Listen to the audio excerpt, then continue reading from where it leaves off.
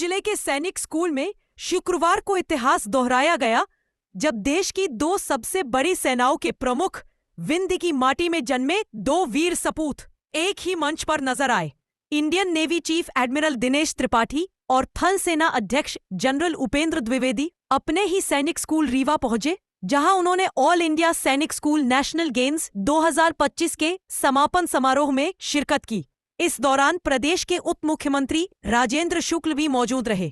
देश भर के प्रतिष्ठित सैनिक स्कूलों में से एक रीवा सैनिक स्कूल एक महत्वपूर्ण आयोजन का गवाह बना, जहां शुक्रवार को अखिल भारतीय सैनिक स्कूल राष्ट्रीय खेल का समापन हुआ। सैनिक स्कूल रीवा में आयोजित इस खेल समापन समारोह में थल सेना प्रमुख जनरल उपेंद्र द्विवेदी और नौसेना प्रमुख एडमिरल दिनेश त्रिपाठी को विंध्य की शान कहे जाने वाले सफेद शेर की प्रतिमा भेंट कर उन्हें सम्मानित किया गया। इस मौके पर उन्होंने खिलाड़ियों को सम्मानित करते हुए खिलाड़ियों का उत्साहवर्धन किया और उनकी कड़ी मेहनत और समर्पण की सराहना की। यहाँ पर विभिन्न खेलों में छात्रों ने अपनी उत्कृष्टता का परिचय दिया, जिन्हें ट्रॉफी प्रदान की गई। कार्यक्रम के दौरान एडमिरल दिनेश त्रिपाठी और जनरल उपेंद्र द्विवेदी ने विद्यार्थियों से संवाद किया, उन्हें मेहनत, अनुशासन और समर्पण के रास्ते पर चलने की प्रेरणा दी। दोनों सेनाध्यक्षों ने कहा, यह वही स्कूल है जिसने हमें वो शिक्षा दी जिससे हम आज देश की रक्षा की जिम्मेदारी निभा रहे हैं। मीडिया से चर्चा के दौरान थल सेना प्रमुख जनरल उपेंद्र द्विवेदी ने कहा कि ऑपरेशन सिंदूर अभी खत्म नहीं हुआ है, ऑपरेशन सिंदूर अभी चल रहा है। जब हमें उचित समय लगेगा, उसी समय ऑपरेशन सिंदूर को खत्म किया जाएगा। उन्होंने कहा कि अगर पाकिस्तान फिर से कोई कायराना हरकत करता है तो ऑपरेशन सिंदूर 2.0 की हमने पूरी तैयारी कर रखी है। अगर उसने कोई कायराना हरकत की तो उसको मुंह तोड़ जवाब दिया जाएगा। कि आप दोनों ने आज इसी स्कूल पे कार्यक्रम में शामिल होने का मौका मिला, क्या संदेश देंगे? देखिए, पहली बात तो मैं सैनिक स्कूल रीवा को बधाई देना चाहता हूँ कि उन्होंने जो 3rd edition of all India Sainik school national games का आयोजन किया। उसके लिए क्या क्या जरूरत होती है, हमें सबको पता है कि कोई भी कार्यक्रम आयोजन करने के लिए नेशनल लेवल पे कितनी कड़ी मेहनत करनी पड़ती है। तो मैं सभी को, प्रिंसिपल को, जितने शिक्षकगण हैं और कैडेट्स को, सभी को बधाई देता हूँ। दूसरी बात, जितने भी सैनिक स्कूल्स यहाँ पर पार्टिसिपेट किए हैं, मुझे पता चला कि 500 से ज़्यादा कैडेट्स पार्टिसिपेट किए हैं। उनमें से 200 से ज़्यादा गर्ल्स स्टूडेंट्स थी और उनका परफॉर्मेंस बहुत ही अच्छा था। उन सभी को मैं बधाई देना चाहता हूँ। जो लोग जीते हैं उनको ऑब्वियसली स्पेशल बधाई, बट मैं मानता हूँ कि स्पोर्ट्स में participation is more important in winning and losing. They are important, but you can win today, you can lose today, and you can turn the tables around next time around. More important ये है कि भागीदारी करना, और वही सबसे बड़ी जीत है मेरे ख्याल से इन खेलों की। और जितने भी स्टूडेंट्स यहाँ पर आज आए हैं, ये यही मंत्र लेके जाएंगे कि हम कर सकते हैं जो कुछ हम करना चाहें, भले न जीते हों। और हार में भी एक जीत होती है। तो अगर आप नहीं जीते हैं, जितने स्टूडेंट्स पार्टिसिपेट किए थे, उनको अपना दिल छोटा नहीं करना चाहिए कि अगली बार जब वो आएँ और भी परिश्रम करके आएँ और मेहनत करके आएँ, और आई एम श्योर वो अगली बार जीतेंगे और मेडल लेके जाएंगे। आपकी और थल सेना प्रमुख की यादें?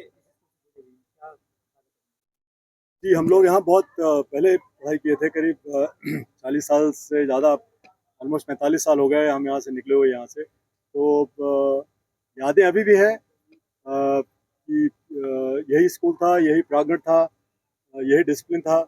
इसी तरह के जो अभी हमें छोटे छोटे बच्चे लगते हैं, हम भी इस तरह यहाँ पर पढ़ाई करते थे। तो हम लोग जो कुछ भी आज हैं वो सब ऑब्वियसली सैनिक स्कूल रीवा की वजह से, जो हमारे शिक्षकों ने हमें पढ़ाया, हमें बताया, हमें जो गुण पैदा किए, वो हमें अभी भी काम आते हैं और आगे भी काम आते रहेंगे। तो मैं सभी स्टूडेंट्स को यही बोलता हूँ कि आप अपनी जब स्टूडेंट लाइफ में अगर कुछ सीखना चाहते हैं तो this is the best time, क्योंकि इसके बाद फिर आपको इस तरह का माहौल नहीं मिलेगा जहाँ पर आपके इतने सारे मित्र आपके एक साथ हैं, और कई मित्रताएं तो पूरी ज़िंदगी भर चलती हैं। तो यही हमारी यादें हैं, और हम दोनों अभी भी मित्र हैं, और वो मित्रता काम भी आई ऑफ सिंदूर टाइम। सर, विंध्य की धरती से देश के दुश्मनों को क्या चेतावनी देंगे? विंध्य की धरती से नहीं, मैं तो नौसेना अध्यक्ष हूँ और एज डिफेंस ऑफिसर और एक राष्ट्रीय नागरिक होने के नाते मैं ये बताना चाहता हूँ कि हम देश की रक्षा के लिए पूरी तरह से सजग हैं और कोई चेतावनी नहीं किसी को। हम तो ये बताना चाहते हैं कि हमारी तरफ कोई आँख उठाकर ना देखे, क्योंकि हम सक्षम हैं और जहाँ तक समुद्रिक हितों की रक्षा करने की ज़रूरत है, एज ए नेवल चीफ मैं आपको ये बता देना चाहता हूँ कि हम लोग कहीं भी, कभी भी, कैसे भी अपने सामुद्रिक हितों की रक्षा करने के लिए तैयार हैं, सजग हैं। ये रहने दीजिए। सवाल पूछिए। सर, विंध्य की माटी से देश को क्या संदेश देना चाहेंगे? क्या विंध्य की धरती से देश को क्या संदेश देना चाहेंगे? सबसे पहले तो विंध्य की धरती पर आकर मैं बहुत भाव विभोर हो रहा हूँ, क्योंकि इसी धरती ने आज मुझे उस पदवी पर पहुंचाया है जिसमें पूरी भारतीय सेना का मैं प्रमुख बना। मैं यही कहना चाहूंगा कि आप जहां पर भी हो, मेहनत कीजिए, अपना जो पैशन है उसको पूरा करने की कोशिश कीजिए।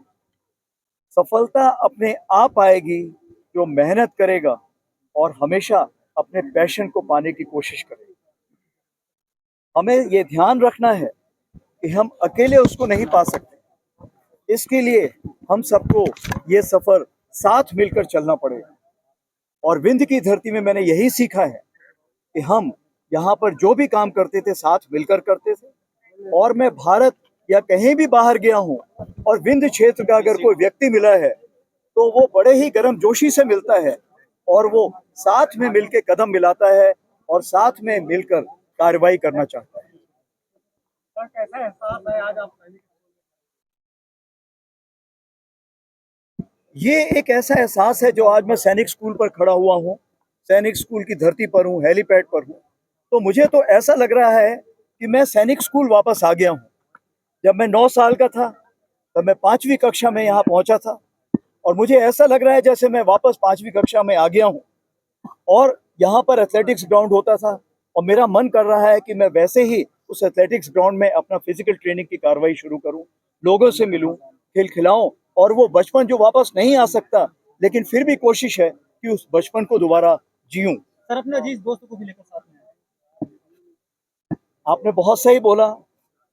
दिनेश त्रिपाठी जी मेरे बहुत अजीज दोस्त हैं। जैसे कि आपको पता है कि हम एनडीए में भी साथ में थे, उसके बाद मैं आर्मी में चला गया और दिनेश त्रिपाठी जी नेवी में चले गए, बट हम हर जगह मिलते रहे। यहाँ तक कि एक हायर कमांड कोर्स होता है मऊ में, उसमें भी हम साथ में थे। तो मैं यही बताना चाहूँगा कि आज की तारीख पे अगर ऑप सिंदूर की सफलता को आप देखें तो वो इसलिए क्योंकि नेवी मेरे अजीज दोस्त कमांड कर रहे थे और एयरफोर्स भी मेरे अजीज दोस्त जो मेरे कोर्समेट हैं, जिनको हम air chief marshal AP Singh बोलते हैं, वो कमांड कर रहे थे। और जब हम तीनों एक साथ मिल गए तो फिर किसी की क्या मजाल कि कोई कुछ कार्रवाई कर सके। सर, क्या ऑपरेशन सिंदूर अभी एक्टिव है? ऑपरेशन सिंदूर अभी खत्म नहीं हुआ, ऑपरेशन सिंदूर अभी चल रहा है। जब हमें उचित समय लगेगा उसी समय ही ऑपरेशन सिंदूर को समाप्त किया जाएगा। सर, पाकिस्तान अगर कोई दोबारा कार्य करेगा क्या कदम उठाया जाएगा? ऑपरेशन सिंदूर 2.0 की हमने पूरी तैयारी कर रखी है। अगर उसने कोई कायराना हरकत की तो उसको मुंह तोड़ जवाब दिया जाएगा। सर, देश के युवा को क्या संदेश देंगे? मैं देश को, युवा को यही संदेश देना चाहता हूँ कि आपने वर्दी पहनी हो या ना पहनी हो, आप मेरी तरफ से सोल्जर हैं, आप मेरी तरफ से एक सैनिक हैं। जिस भी फील्ड में आप काम कर रहे हैं, देश के प्रति समर्पण रखिए, क्योंकि जो कल की लड़ाई होने वाली है वो सैनिक सिर्फ बॉर्डर पर नहीं लड़ेगा, ये पूरा देश एक साथ लड़ेगा। इसलिए हम सबको एक साथ उसकी तैयारी करनी पड़ेगी। सर, एक सवाल है, पूर्व सैनिक अधिकारी को 5,000, एमएनएस को 10,500, रिक्त अलाउंस बनता तो सेना में रिक्त सभी को कब समान होगा? अभी आपने जो सवाल पूछा है उसमें सबसे बड़ी क्या है, क्या तनख्वाह बराबर है? तनख्वाह बराबर नहीं है। तो ये जो 8th पे कमीशन है, जो भी आपकी ऐसी मांग है, जो भी ऐसे सुझाव हैं, उन सुझावों पर कार्रवाई करेगी। आपको पता है कि सरकार ने अभी 8th पे कमीशन अनाउंस कर दिया है, तो ये जो आपने जैसे बताया है, आप ये सजेशन उनको भेजिए तो उस पर कार्रवाई होगी। तो नेशनल गेम्स का यहाँ पे आयोजन हुआ है, आप समझ सकते हैं ये आयोजन जैसे रीवा में इसलिए हुआ क्योंकि आर्मी चीफ और नेवल चीफ हमारे नहीं बनते हैं, इसलिए यहाँ पर ये आयोजन हो रहा है। ये ऐतिहासिक अवसर है, ये बहुत बड़ा सहयोग है। रीवा में बहुत से कार्यक्रम हुए हैं, बड़े बड़े आयोजन हुए हैं, बड़ी बड़ी योजनाओं के भूमि पूजन हुए, लोकार्पण हुए, प्रधानमंत्री आए। उन कार्यक्रमों से ये कार्यक्रम उस लेवल का कार्यक्रम है ही। कोई सोच नहीं सकता था कि कभी ऐसा दिन भी आएगा कि सैनिक स्कूल से निकले हुए दो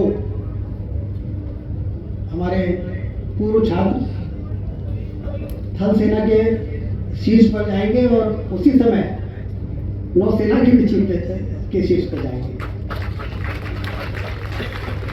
इसलिए पूरा विंध्य क्षेत्र गौरव से भरा हुआ है। आप लोगों को कल्पना नहीं होगी आदरणीय द्विवेदी जी और त्रिपाठी जी,